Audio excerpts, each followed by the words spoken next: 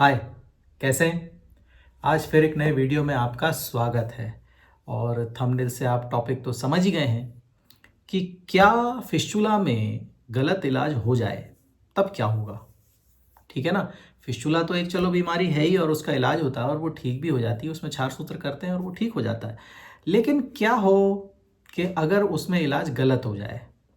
ठीक है, तो आज इस वीडियो में मैं आपको यही बताने वाला हूँ और ये मैं इसलिए बताने वाला हूँ क्योंकि क्या है, मतलब ये प्रॉब्लम मैं ना हमेशा से ही फेस कर रहा हूँ। मतलब जब से मैंने प्रैक्टिस शुरू करी है या जब से मैं बीएचयू में मेरा एडमिशन हुआ था, सिलेक्शन हुआ था, तो वहाँ जब मैंने पेशेंट देखना शुरू किए तो ये बात जो है वो लगातार हम सभी, मेरे क्या, हम मेरे जितने कलीग हैं सबके सामने ये चीज़ आती है कि फिस्टुला में ट्रीटमेंट गलत हो जाता है ना। कभी कभी गलत हो जाता है और हम लोग क्या है, रोज़ जैसे पेशेंट देखते हैं। जब मैं बीएचयू में था तब भी मैं हम लोग जो पेशेंट देखते थे, सैकड़ों पेशेंट देखते थे रोज़। तो उसमें से बहुत सारे पेशेंट ऐसे होते थे कि जिनको प्रॉब्लम तो थी फिस्टुला की, लेकिन उनका ट्रीटमेंट गलत हो गया, जिसके कारण उनका फिस्टुला जो है ना वो कॉम्प्लिकेट हो गया, है ना। वो फिस्टुला मान लो नॉर्मल था, लेकिन गलत ट्रीटमेंट की वजह से, गलत डायग्नोसिस की वजह से वो प्रॉब्लम जो है वो उनकी बढ़ गई, कॉम्प्लिकेट हो गया, है ना। तो इसलिए मैंने सोचा कि इस टॉपिक पे एक वीडियो बनाया जाए, क्योंकि आज तक मतलब मेरे को प्रैक्टिस करते या पेशेंट देखते हुए एनोरेक्टल, मतलब ये छार सूत्र और पाइल्स, फिस्टुला, फिशर, इस तरह की प्रॉब्लम्स का मैं ट्रीटमेंट करते करते, मुझे आप समझ लो कि 2011 से मैंने मतलब मैं इस फील्ड में आ गया था। मतलब बीएचयू का बैच मेरा 2011 का। तो वहाँ से लेकर के आज 2025 जो है वो लगी गया है ना। तो इतना साल हो गए हैं और इतने साल में हमेशा से ही ये प्रॉब्लम जो है हम लोग फेस करते आ रहे हैं। मैं या मेरे कलीग या उस समय या आज भी ये प्रॉब्लम हम लोग फेस करते आ रहे हैं कि पेशेंट को प्रॉब्लम कुछ और है और इलाज किसी और चीज़ का चल रहा है। उसके कारण उसकी प्रॉब्लम जो है वो कॉम्प्लिकेट होती जा रही है। तो इसीलिए अब देखो, मैं आपको एक उदाहरण दे के बताऊंगा, हमेशा ही मैं उदाहरण देता हूँ और मैं अपने पेशेंट का ही उदाहरण दूंगा। अब इसलिए मैं उसमें कोई आइडेंटिटी डिस्क्लोज नहीं करूंगा, ना। बहुत सारे लोग कहते हैं फ़ोटो डाल दिया करो आप, बहुत सारे लोग कहते हैं कि बीमारी की फ़ोटो डालो, इस तरह की। तो मैं ये काम ऐसे नहीं करता ना कि किसी की फ़ोटो जो है वो पब्लिकली हम पोस्ट कर दें, है ना। इस तरह से नहीं करना चाहिए। यूट्यूब की पॉलिसीज़ भी ऐसी नहीं है कि इस तरह का कंटेंट इसमें अपलोड किया जाए। और फोटोग्राफ देख के आप करोगे क्या, है ना। उसका तो कोई अर्थ नहीं है कि फोटोग्राफ देख के आप क्या ही करोगे। किसी प्रॉब्लम की फोटोग्राफ देख के आप क्या करोगे, है ना। तो आपको तो बीमारी के बारे में जानना ज़रूरी है कि वो मतलब बीमारी के लक्षण क्या होते हैं, वो बीमारी कैसी है, थोड़ा अवेयरनेस पर्पस से आपके लिए पर्याप्त है। लेकिन मैं वीडियोस डालूं सर्जरी के, यूट्यूब पे बहुत सारे वीडियोस डले हुए हैं, सर्जरी के वीडियो डालूं, काटा पीटी हो रही है तो उसमें खून और वो सब, मतलब इस तरह के वीडियोस जो यूट्यूब पे डले हुए हैं, मतलब मेरे हिसाब से, मतलब मेरा पर्सनल, मेरा जो ओपिनियन है उसमें तो वो चीज़ नहीं होना चाहिए। और मुझसे भी लोग कहते हैं कि नहीं सर आप चार सूत्र के वीडियो डालो, तो मैं वीडियो चार सूत्र के बनाता भी नहीं हूँ और बनाता नहीं हूँ तो मैं डालूंगा भी नहीं उसको कभी, है ना। और किसी भी पेशेंट के फोटोग्राफ मैं कभी अपलोड नहीं करता हूँ कि आप लोग कमेंट करते हो कि आपने इतनी बीमारियों के बारे में बताया है तो सर आप कभी उसकी फ़ोटो तो डालिए कि छार सूत्र की फ़ोटो हो रही है या वीडियो बन रहा है। तो इस तरह का कंटेंट मैं कभी डालूंगा नहीं, है ना। ऐसा नहीं करना चाहिए। तो खैर चलो, वो तो एक बात हो गई, वो मैं नहीं करूँगा। खैर, तो मैं आपको अच्छे से बता रहा हूँ कि अपने एक पेशेंट है, तो उनके साथ क्या हुआ कि वो जब ओपीडी में हमारे आए तो ऑब्वियसली आप सब जानते हैं कि जब भी मेरे पास ओपीडी में पेशेंट आते हैं तो सबसे पहले मैं एग्जामिनेशन करता हूँ। मेरे लिए बात करने से पहले जांच करना ज़रूरी है ना, मुझे देखना ज़रूरी है कि प्रॉब्लम है क्या। तो जब मैंने उनको देखा तो मुझे फिस्टुला मिला। ठीक है, वो फिस्टुला था। फिस्टुला किस तरह का था, वो ब्लाइंड एक्सटर्नल फिस्टुला था। जिन लोगों को ब्लाइंड एक्सटर्नल फिस्टुला नहीं मालूम कि क्या, तो ब्लाइंड एक्सटर्नल फिस्टुला के मेरे पुराने वीडियोस हैं, आप उसमें जाके देख सकते हैं। फिस्टुला की प्लेलिस्ट में जाएंगे तो उसमें ब्लाइंड एक्सटर्नल फिस्टुला के बारे में एक वीडियो है, आप उसमें जाके देख सकते हैं। अब मैं यहाँ भी बता देता हूँ, ब्लाइंड एक्सटर्नल फिस्टुला मतलब कि बाहर से उसमें कुछ नहीं होता, फिस्टुला अंदर होता है, उल्टा फिस्टुला होता है। आमतौर पर फिस्टुला आप देखोगे कि फिस्टुला अंदर से बाहर की तरफ आता है, फुंसी बनाता है और उसमें से पस डिस्चार्ज होता है। लेकिन ब्लाइंड एक्सटर्नल फिस्टुलाज जो होते हैं उनमें बाहर से ओपनिंग नहीं होती है, वो उल्टे मुंह के फिस्टुला आप कह सकते हैं, है ना, कि उसमें अंदर ओपनिंग होती है और उससे विपरीत अपोजिट साइड वो अंदर की तरफ एब्सेस कैविटी बनाता है, तो उसको ब्लाइंड एक्सटर्नल फिस्टुला बोलते हैं। ठीक है, तो वो जो पेशेंट मैंने देखा, उनको एग्जामिनेशन किया तो उनको ब्लाइंड एक्सटर्नल फिस्टुला था। तो फिर ऑब्वियसली फिर मैं जब कंसल्टेंसी में इधर बैठ के बात करता हूँ तो मैंने उनको बताया कि इसमें ब्लाइंड एक्सटर्नल फिस्टुला है, बाहर की तरफ ओपनिंग नहीं है, अंदर की तरफ है। तो उनके पास 4 5 6 फाइलें थी, है ना। अब वो फाइलें अलग अलग अस्पतालों की, दुनिया भर के जहाँ जहाँ की भी थी, अब उसमें अपने को वो चर्चा नहीं करनी है ना।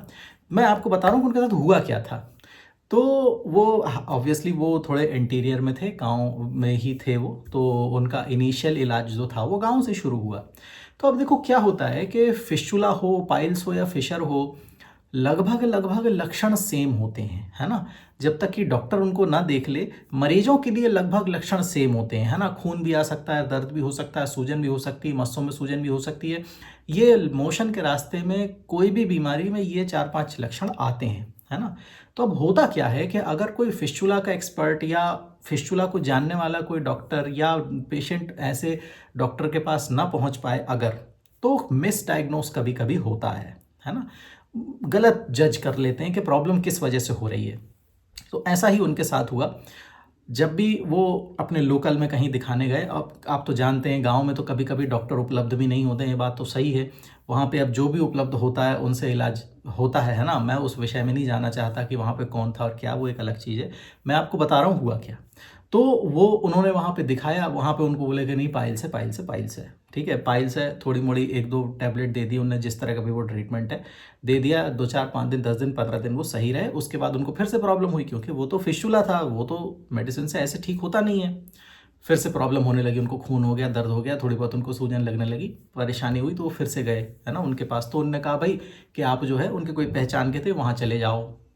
तो वो वहाँ चले गए। वहाँ पहुँचे तो उन्होंने कहा कि नहीं नहीं, इसमें तो पाइल्स के मस्से हैं, इनमें सूजन है और इसीलिए आपको दिक्कत हो रही है, तो इसमें तो इंजेक्शन लगाना पड़ेगा। तो ठीक है भाई, मरता क्या नहीं करता, पेशेंट है।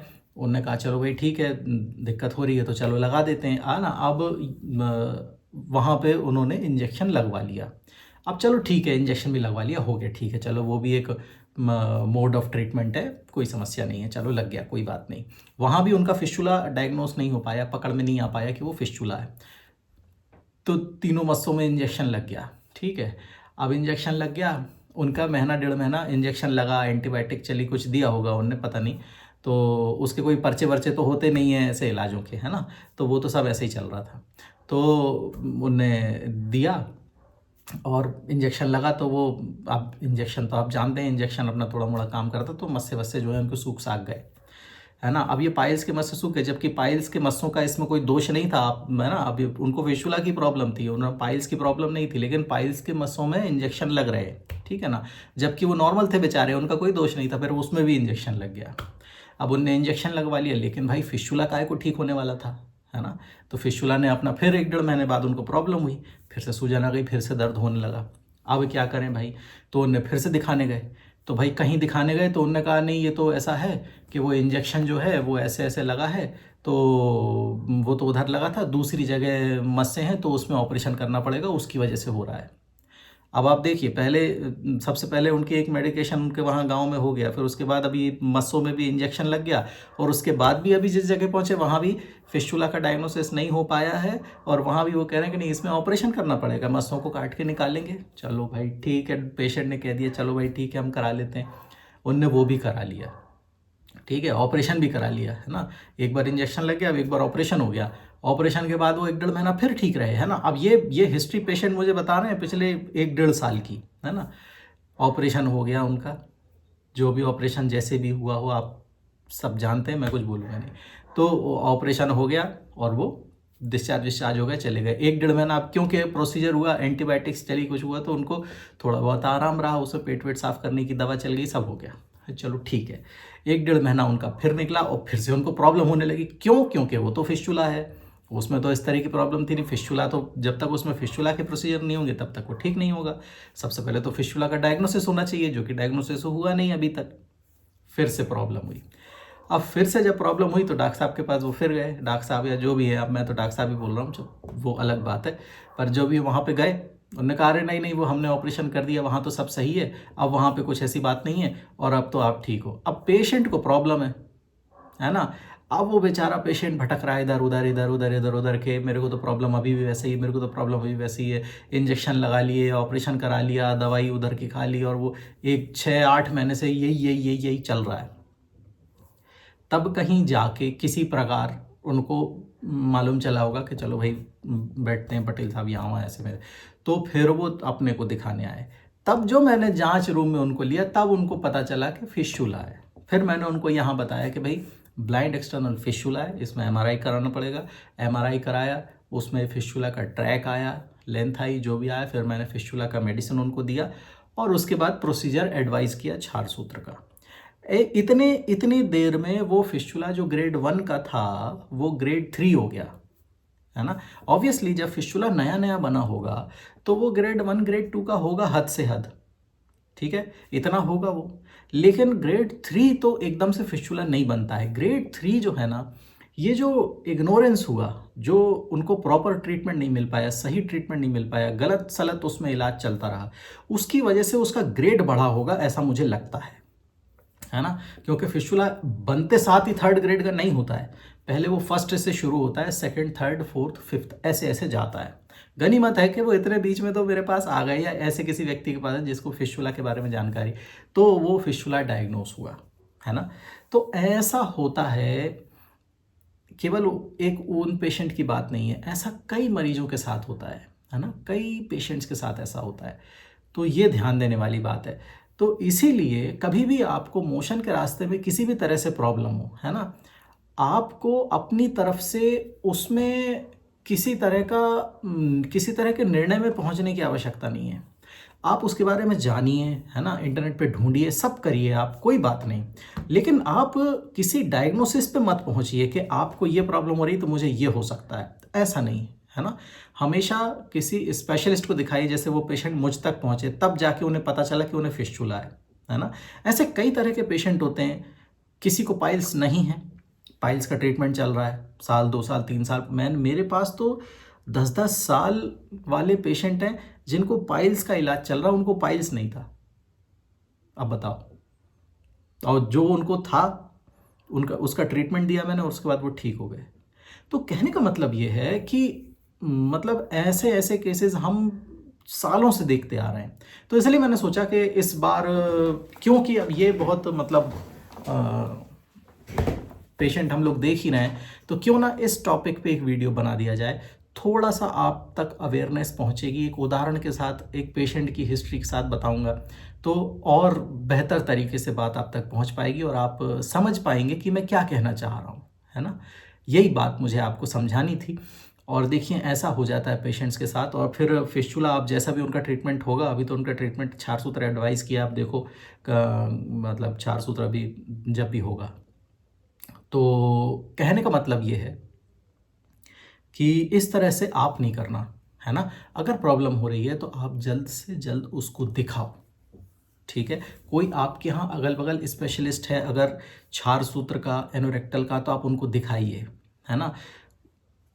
कोई नहीं मिलता तो मेरे पास आने की तो बात खैर चलो अलग है, वो तो जब आना हो आप आना। लेकिन अगर आपके अगल बगल है तो आप आज ही चले जाओ। मेरे पास आने के लिए तो आपको चलो प्लान करना पड़ेगा। मान लो आप कहीं बाहर से हो और आपको भोपाल आना है, तो आदमी एट रैंडम तो नहीं उठ सकता ना, रात में सुबह उठे और भोपाल ऐसा तो नहीं होता है। तो ऐसे में क्या होता है, फिर डिले होता है ना। आप मेरे पास आने का प्लान बना रहे हो, मान लो आप सोच रहे हो कि मैं अगले महीने जाऊंगा, तो अब अगले महीने तक आप बिना इलाज के कैसे रह सकते हैं ना, कुछ तो चलना चाहिए।